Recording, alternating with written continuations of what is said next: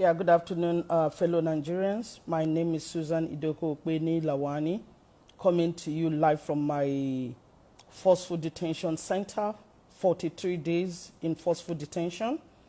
Yes, I'm the lady that was accused of first COVID index case in Benue State by the Benue State government.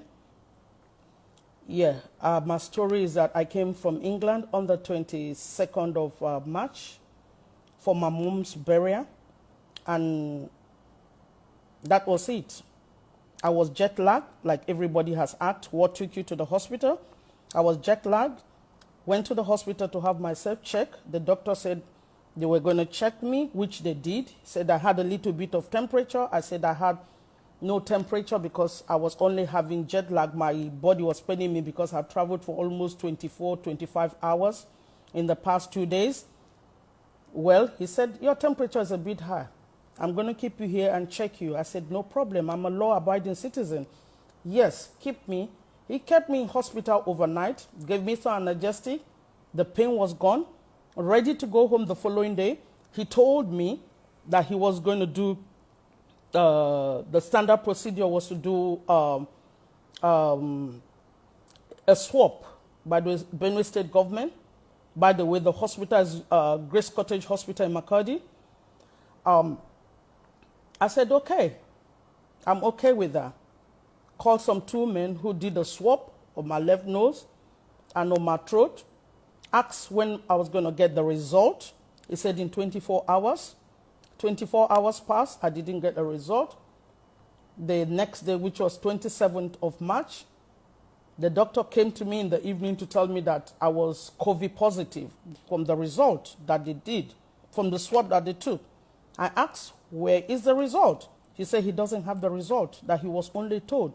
And I'm asking, if I have COVID-19, why don't I get a result of it? Well, he went away. He went away, and my friend, who was also a doctor, came to tell me that the Benue State governor, or Tom, was already doing a press conference with my name. A doctor just came to tell me, and a press conference was already going on with my name as the first index case in Benue State. Went down to ask the doctor what all this was about. All I was told was that they were helping me to fight with the state government. On what basis? What has happened? I don't know.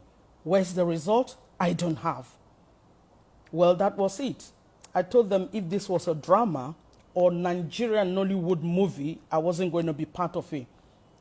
Went back upstairs to get my bag to leave the hospital because I was thinking this was getting out of hand now. And this time I was okay. Nothing was wrong with me. I didn't have a headache.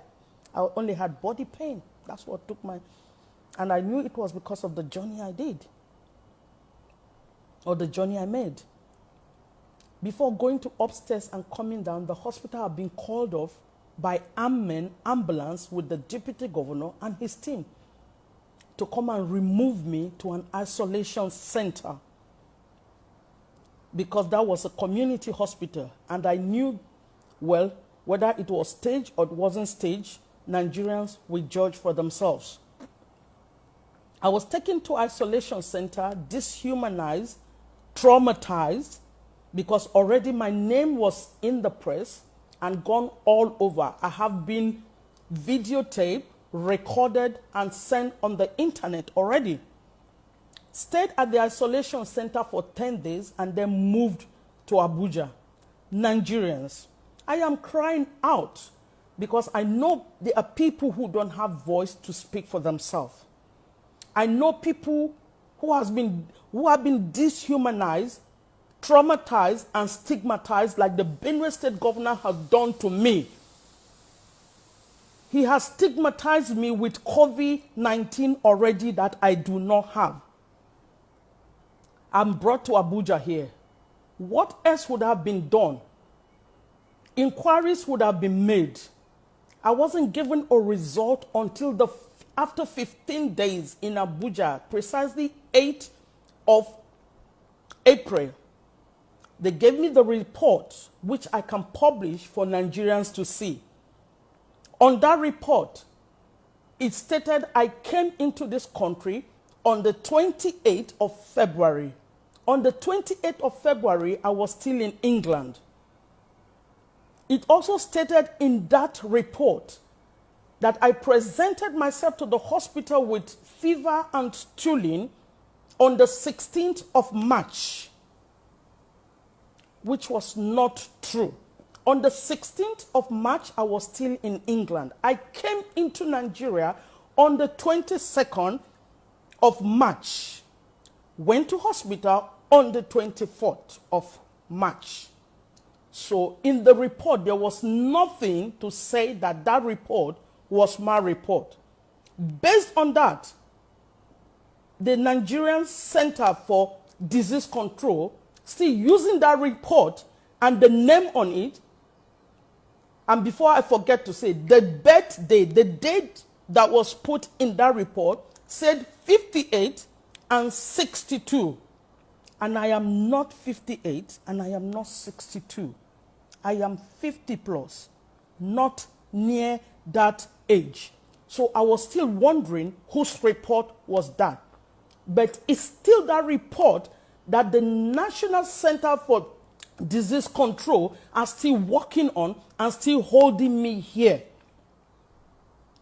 Even if I have COVID-19, was it not right for the state government or Tom himself and his team, the commissioners and people concerned in Benue State, to cancel me and speak to me instead of taking my name to the press?